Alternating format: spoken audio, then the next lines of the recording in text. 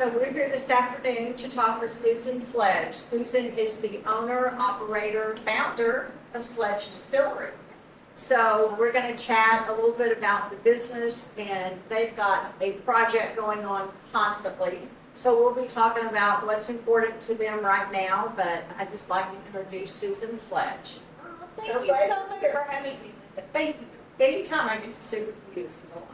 So Susan and I know each other from lots of different ways. We actually met in church, and we're both in different churches now doing different things, but she was a sister to me from the very first moment I met her. Yeah. So I love it that she's always going to say everything I'm thinking before I even have to say it. So she's a delightful friend of mine and an amazing business owner, and is just making such a contribution to the square. I'm so excited. But really today I think we're here to talk about Sledge Distillery. So how in the world did this distillery even come into play, and to get to put your family name on it? You can tell us a little bit about how that happened.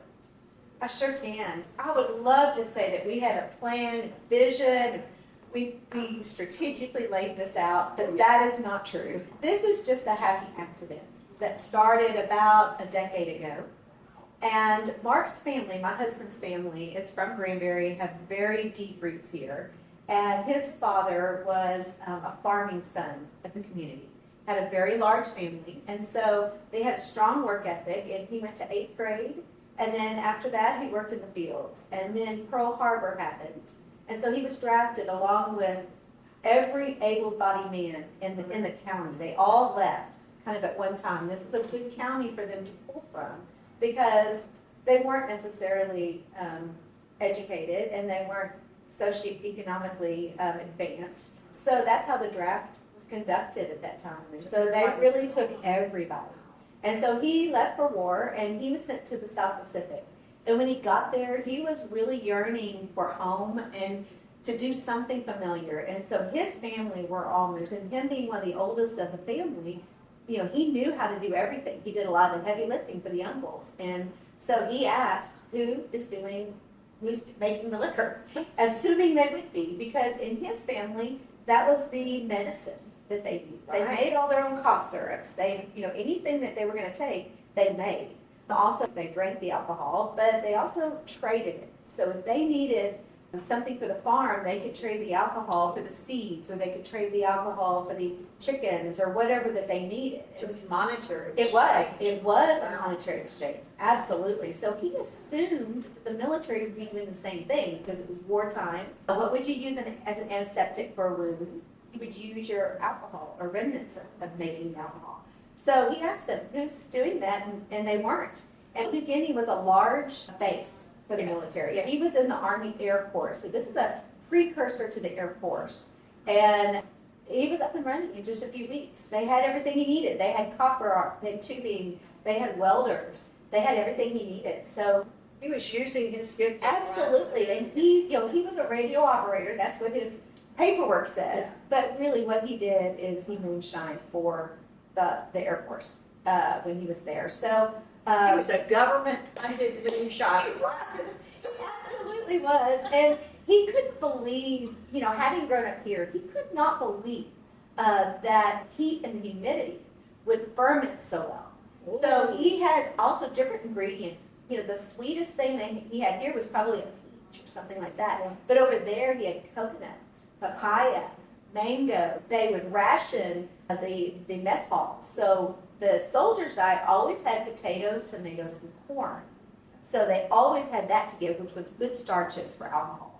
And so they would ration that, and he was making alcohol and quite a bit too. He was able to turn the batches a lot quicker.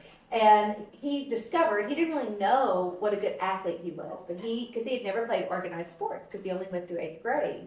And it turns out he was a very, very good athlete. So they put him on something called the clique. And the clique was a group of athletes, and you could challenge them.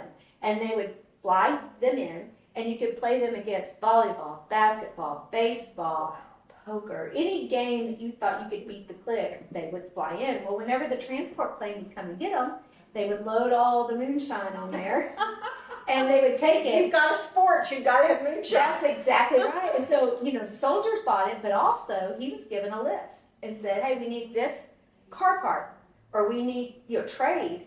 Again, just like his family would have done, he traded on different islands and was flown in different places to get what they needed with the alcohol. Wow. So he said, at one time that he should have been more scared of being over there, but it was such an adventure too. Wow. For him. If you could just imagine coming from this small little Small town in town. Texas, Yeah. and then being in the South Pacific and being on a train, on a ship, on a plane in Australia, it was a very exciting time. And he also it was very important that he send money home to his family because the draft did take the older boys. Mm-hmm. So there were girls left and his mother and his father. So any money he could make, he tried to send it home to support them. And when he came home, he fell in love with a girl that grew up across the creek. But I had no idea. Did you know all this a few years ago? No, it was a very big family secret. So Mark wanted to find out about his dad and find out what it was like to be in World War II because he was older. They couldn't have kids, so they adopted kids. They were older parents, and so Mark is the product of that. My dad was a Korean War veteran, and other people had Vietnam War veterans, but very few people had World War II veterans as fathers. And a lot of the World War II veterans, still to this day, don't talk a Do lot. not talk about They it. did not come home and Absolutely. talk about it. Yes, and he couldn't talk about the war directly, but he would talk about moonshine in the war. Okay. It was a safer lane to stay in, which just blew his mind completely. And he just wanted to know everything he could. And then later on, his dad passed away, and that kind of was it for us. We were just like, oh, wow, this is his history. And Mark's mom then told us about it and things like that. But when he passed away, we found his recipe from World War II in his footlocker from the war. Wow. When we were cleaning out his possessions. So because we found the recipe, we just wanted to try it one time. It would just be a little experiment. No big deal. And it was really good. Oh. It was very good. And so with Mark's best friend, Gary Cooper, and Mark, they did that distillation, and then Gary put it into a very small souvenir barrel. And we forgot about it. And then months later, Gary said, I wonder whatever happened to that barrel. And he went and got it and tried it, and it was an excellent whiskey. Ooh. And that's when everything became very serious. Yes, it got real. It got real.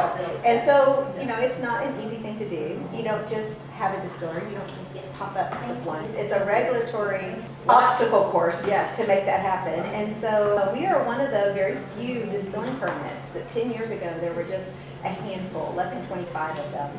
Now there's about 170 in Texas. Texas is a very difficult state to have a distillery. It's very different than wineries and breweries. Distilling is its own set of regulations, and that really goes back to Prohibition. And Texas had a lot of blue laws, had a lot of laws on the books that really haven't been changed. So we did get a distilling license, and then everything that we could make, we put into barrels. And we knew we wanted whiskey and bourbons, and those take time to develop. So we put that for about 2 years. We put everything back, and then we opened to the public, and then we started selling the unaged spirit, which is just straight moonshine. It's what the white liquid that comes off the still. And then we flavored that as well. So we had a peach moonshine, and we had a mango moonshine. And we started, in our first day that we opened, we just hoped that maybe 20 friends would show up. But this is talking about the Granbury community, because really they showed up. And, out in the middle of the country, our distillery is located in Biloxi, which is outside of town. And they just started coming through the gate, and we had, probably 300 people on the very first day. And we were sold out in like an hour or two, but, it hasn't really stopped since. I love visiting the property. It is amazing. Just the property alone is just so gorgeous. How did you find the property? I mean, is that something you already owned? Yes. Or did you, okay. Was Yes. that in the family as well? It is. It's from the family, and we have a piece of property that's the old Sledge homestead in Granbury. So we thought about putting it there, but it wasn't as easy to do it there, just space-wise. Okay. So we had a piece of property that Mark's, they're not really uncles, but you would think of as uncles, had given to him. And so we had been cleaning up that property for probably 10 or 15 years, but it's so far out of town. It's 10 miles out of town, and It's one of my favorite drives. I love the drive through the Biloxi Valley. It is a gem I mean, I drive all over Dallas-Fort Worth, all over North Texas. I'm a fifth-generation Texan. But I drove the RV just a few weeks ago from your place out to Glen Rose and on the way to Austin. And that drive through Biloxi Valley just almost brought me to tears. I mean, it is a beautiful, beautiful. It is stunning. It's It is just stunning, gorgeous. and a lot of people Don't even don't know. know. They don't know that exists. However, it is a circle that a lot of bikers know about, either motorcycles or cyclists. And so there are groups that come through there, but it's still very much a secret. Very quiet. The terrain Beautiful. is so rolling. You feel like It's you're the in the hill beginning country. of the It hill is country. It's It the really beginning. is. You get Yeah. those vistas and those views. Yes, it's gorgeous. Yes, just past our gate, about a half a mile, is the Biloxi River. Yes. And so you pass, when you get to us, it's more like prairie land, and you get some views, but then you pass us and you get these looks across the valley that are just gorgeous. But the Biloxi is interesting. Do you know the history of the No. Biloxi? No. So the Biloxi River used to be called the Pultite. Full-time. And that goes back to wagon days, because the Biloxi was a great place to cross in that particular location. I mean, that spot right there. So when the wagons were coming to Cowtown, that would be the direction. And so they had a system of pulleys with ropes to get the wagons across. Yes. And then because everybody would bottleneck there to get across, the wares, people's wares, that's where they would sell, and this whole area was known. I mean, this is the Wow. central area for moonshine in Texas. And so, and the history there is so deep and wide, but it was known for moonshine. So you could be coming out of Cowtown to go west, and that's where you get your supplies, or coming in, either way. Pulling tight and getting the Yeah. wagons across. It was a rope system. Wow. And then later on, it became known as the Biloxi River. That's amazing. Business partners, your husband, wife, so how does that look like in a day-to-day, week-to-week kind of business together? Yeah, well, I think having complementary skill sets is important. I do not think you should hire people exactly like you. I think you should hire people who could take your job, and that's, not be threatened by talent. And Mark and I, we do complement each other. We do not do the same things. I'm more of the regulatory person, the financial person. I help plan the events and coordinate the staff for events, because every week is another party. It's another thing. It's another event. Another Start event over. every single week. So that's more in my gifting. Mark is a visionary. He thinks outside the box constantly. He's probably the driver of the business. He's the one who thinks, like, he wants us to build for 5 years ahead. So we're always building for a company that looks bigger than we are. He has great discernment and gut. I mean, he can make decisions. When I talk with him, he just comes right out and has a knowing about things, and just, it's very certain for him. Yes, he is very charismatic and very confident, and people just follow him naturally. He just makes good decisions, and so I really trust him with that. And then his very best friend from kindergarten through 12th grade is a Granbury boy, Gary Cooper, and he was with us the first time we ran a still with that recipe. And so we just couldn't imagine doing the business without him. And so he's our head distiller. So he does all of the distilling and makes the product. Mark does all the visionary direction of where we're headed and the overall theme, and then I take care of all the details. Well, Gary's on site quite a bit, right? He is. Because every time I've been out there, he loves what he does. Yes. He wants to talk about it. He wants to educate. Yes. And And really all the people that you'll meet when you come are our high school friends. I mean, they're either our friends or our children or customers that have become employees. And so I think it's part of our secret sauce, honestly, is we're just enjoying each other, and then we open the gate and you get to come in. You're having a party. We're going to have fun no matter what. Yeah, Yes. you're having a party and we're invited. Exactly. We say it all the time. We're like, well, we're planning this year's Halloween, and we decided to do a toga party. Yes. And we just, we would like to have a toga party. Yeah. And we just hope other people will join us. And that's how everything works. Someone wants to ask about Sledge, you say, let me tell you what we do, what we really love doing, what we do well. Yes. So what are you most proud of in your products? A couple of things. We had a still made in Portugal that is a copper still that's hand hammered. It's a piece of art. We had that made in 2020. Okay. Before that, we used 3 different pot stills that were copper that we had made, one in Kentucky and 2 in Tennessee. And so we used those for the first few years, and then we had this one made because in Portugal, they are the world's best at coppersmithing. They truly are.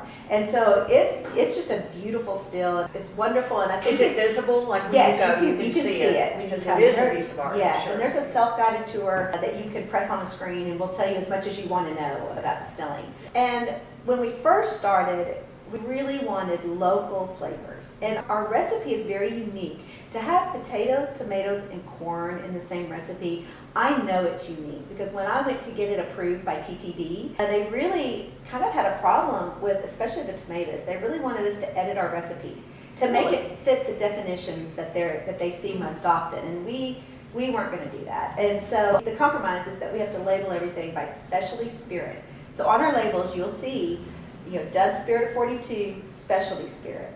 And that's because the recipe is very unique. It's unique. And so it gives it a very smooth, there's kind of an earthiness to the recipe that I think a lot of people recognize if they do many tastings or if they have a background in it, they definitely recognize just the base recipe is unique.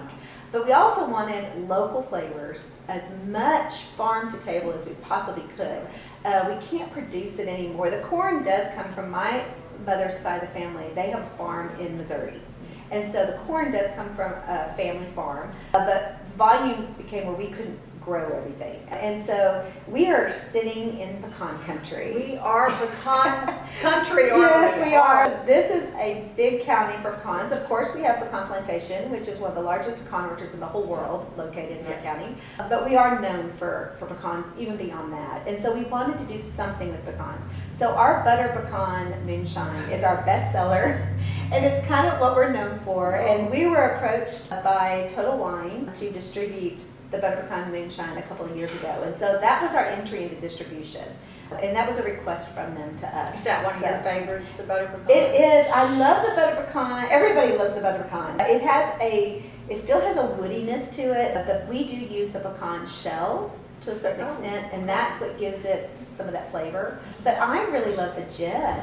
The gin's very, very unique because it is a very citrus gin, and we put juniper and coriander are the required ingredients for a gin, but we also do strawberries, blueberries, blackberries, oranges, lemons, and limes. So it's very different. So that's my personal favorite. But our whiskeys are very, very good. I mean, and they continually win awards and get noticed. And so we're very proud of our aged spirits. I just had a friend, I went to an appointment last week, and she said, oh, I need to give you some pecans. She gave me 3 big bags this big. And I've already eaten a bag and a half of pecans. Yeah. I just eat them, I love pecans. Not like the pecan moonshine. If you grew up in the South, you love pecans. That's so right. I'm so glad that, again, it's important that you've incorporated that. So, well, tell us, Mark's not here today. I know. So I would love for him to be here, but how do you define your 2 roles? I would say, to begin with, y'all make the best team I've ever seen. I've enjoyed working with you. And to know that you were sweethearts in high school, that's just amazing. And your family's changing. You've got some new family announcements. But I always love being around you and Mark because you just seem to be this fresh new love all the time. And you're very different. That's sweet. We are. There's actually 3 of us that do this business. And this is, Mark and I, this is our 3rd business. So we have had some practice. And we've always started something kind of on the side. We are products of Gen Z, of work hard, achieve much. And we've worked for the big companies for a very long time, and we both worked for companies now. But we learned very early, we both had parents that, worked for one company their whole career and retired with the same company. But when we entered the job market, that wasn't the landscape. It was outsourcing and downsizing that, and that's the new norm. That's just the way things operate. And so we didn't like the insecurity of that. And so I always felt like we needed a side hustle. What are some of the latest events you've done? Like, what's been one of your most favorite events that you've done lately? It's so fun. I mean, the reason we have the distillery is to host people in an environment that is completely unprogrammed from their regular lives. We want to give them a rocking chair on a shady porch, looking over the sunset, feeling the breeze, and have an experience that really pairs well with the care and love we put into the spirits. Everything is completely handmade. We make it, and it's a slow process, and we don't speed it up. We do not have, a lot of equipment to make it go faster. We don't have any tricks. We don't buy in tanker trucks and remodel. Production techniques. No, this is all done exactly the way that we think the uncles did it, and the way Doug did it. And so in order to do that, it is a slow process that is like a family tradition. So when you come and visit, that's what we want you to experience. We want you to experience not just the taste of the alcohol, but the love and care that it took to create it. And so when you're out there, we want to take good care of you. When I drive in to the distillery, I mean, from the moment I turn off the main road into the gate, I just feel I'm at my family ranch without all the maintenance. Yes, that's what we want. I mean, it's just a beautiful experience, and you leave the road and you turn into that property, and it is just stunning. So many people said that this business will never work out there. Really? Because at the time I was teaching at TCU in the business school. Yes. Right, so I know business theory, and I know location is the priority. It's it's very important. We felt like we needed to put it where we feel best. And if we're happy and we're thriving as the owners, and our employees are happy and thriving, when you drive in, you should feel that. And so it makes me so happy to hear that transfers over to you. Because it's peace. Peace is what we want you to feel when you get there. The spaces, the way you designed, and you live there. Mark and Susan have a beautiful barnuminium, and she said she'd never live in a traditional house again. That's true. She love a loves her barnuminium. barnuminium. And I've been able to sit in the kitchen at the island and have the kids all around, and your wonderful dog. She has a very, what's the name of your dog? A Commodore. A Commodore. It's Beautiful, braided. Yeah, he's a corded dog. Corded. So beautiful. But I loved being in your home. I can see why you love it. But did you design those open spaces, or was that pretty much already there? No, yes. Okay, so originally, I had a vision many, many years ago when my kids were little of having a women's retreat where we would do Bible studies, and it would be a learning center. And I saw a building in my head. As a matter of fact, when they were little, we would write the different names of God on pieces of wood, and we'd go nail them to the trees. And we would name all of the trees, and I'd tell the kids, one day people are going to come out here and they're going to walk amongst this. And we want them to know who God is, and that this is completely dedicated ground to Him. And so it's just kind of funny the sense of humor God has to transform it. But the look of the building, especially the social hall, is what we've always envisioned, my husband and I. And so it's just a big building to host people. And then you have a distillery. We have a cantina where we make Mexican food, and it's all homemade every Saturday morning. The Delgado family show up, and it's their family recipes. Wow. And they cook all day. Didn't realize that. Yes. So what did you do out here this weekend? It was Derby Day. So it what was did you do? Kentucky Derby. Yes, that's one of our biggest days of the whole year. Really? Our biggest days are Kentucky Derby, Halloween, and then we have a jazz festival in November. And those are like pinnacle days for us. But every Saturday we have what we call a hoot nanny. And hoot nannies are days where we do tasting tables, we have tasting guides. They are all, family or friends of ours. Their connection to the spirits is personal. And so we tell you what we make and why we make it. And then we do have food service that starts at 3. And that goes till 10 o'clock. We have the main courtyard area where we have a stage, and we have a band from 6 to 9. And then we have a speakeasy and an outback bar. So those are a little bit of a walk where you kind of feel like you've gone to a different location. We serve a whole different menu of drinks out there. And then the music out there is a little bit different. And then we just planted a lavender field, which I'm not sure you've seen. But we haven't seen that. 500 lavender plants. And so we're bringing that up, but we are distilling the lavender. And one day I want to have distilling classes where you go out and pick your own lavender and distill it. So will you use that for essential oils? And yes, things, you'll make your own essential oil because it's all the same process. It's just the stills are just a little bit different. That's exciting. So that's in the future. I can't wait to hear about that. So you started a shuttle service. This is a new adventure, and we are so excited about it. I love the graphics on the You van. do? I saw it the other day going down the highway. Thank you. Oh my gosh, I'm really excited about this. You have an amazing eye, Susan. Susan is a great marketing person, because I think it starts with you love everything you do before you even start. I do. And that comes through. Yes. When I saw the van, I thought, oh, that's brilliant. It's I kind love of it. nice being Yeah. the age that I am now too, because I only do what I want to do. Yeah. You You're just, playing. I mean, it's nice. It's nice because you get to the point where you're like, that's what I like, and that's what we're gonna do. Yes. So it's kind of fun. It's stunning. I love the vans. Well, So- businesses, we did not realize how many people would come to the distillery from out of state, from Houston, Oklahoma City. I mean, they come Baton Rouge.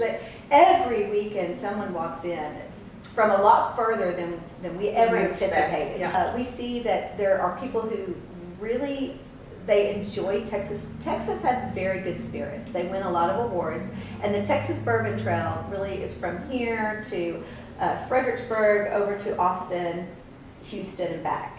And so there is a reputation that Texas is getting. Part of that is we have very good weather for aging spirits because our weather is very up and down. Right? That's a positive. It's a positive because every time the temperature goes up, the barrel expands. And when the temperatures go down, the barometric pressure goes down, they contract. Right. So every time the barrel is doing this, then the alcohol is going in and out of the wood. And that was just last week. Yes. Last week is a very Last good week. example. Yes. Hot, cold That's over a right. 10-day period. And it's wonderful for spirits. So that's why Texas has a really good reputation Wow. in the spirit market. So people come for the spirits in Texas. And so they're here, but they don't necessarily know exactly where they're at. They know when they're in the middle of the country. They know they're close to some things. And so we're like, they ask, where should we go to dinner? What should we do? We say, well, you should go to Granbury, the square. I mean, you're 10 miles from Granbury. And they're like, oh, what's in What's Granbury? there? We're like, oh, Yeah. well, you need to stay here and you need to eat here. And so we just realized that there was an opportunity for people who are in town who may not know about us either. Or the Biloxi Valley, or anything That's past right. our That, you know, city limits or that's county right. limits. So, like to let them know that they can come out to the distillery, let the people who are at the distillery know that they can come to town. And so we bought a van and we did purchase a building that's been in my family for many generations. It's been out of the family since about 1970. And so it was an opportunity to buy it back, which was really exciting. But it also gave us a spot to have a van A hosting park. point. That's right. Right. Pick up people, take them to the distillery, then turn around, take people that are at the distillery into town. And so this van just runs at the top of the hour it's here, bottom of the hour it's there, and people can go back and forth. So they can relax, they can safely enjoy the spirits and Yes. have their And family they can with enjoy them. all that's going on here as well as coming up there. Well, and so how's it going? I'm sure you're getting a real high take rate on it, and you're Yeah. advertising it in town, and It's going great. I mean, it's a free shuttle, so you don't have to pay, but we are asking that you reserve your seat. That way we can be sure, because it is so popular. What would happen if we got so many people out there and they just Couldn't kept get 'em enjoying back. and couldn't get them back? Well, I have an SUV and an RV, so I'll carry it for That's you. great. Yeah. Well, I know the square is excited about this too, because this is just another level of service and another level of distinction. Yes, they've been very supportive. So that's wonderful. Yes. That's wonderful. Okay. So Susan, what do you hope is next for the distillery? Because I know you have an inkling already. So, It's just, we're very open to where God's going to lead us and to what might be happening. And so we just want to stay nimble and we want to just follow the lead and keep going with enthusiasm and enjoy what we do.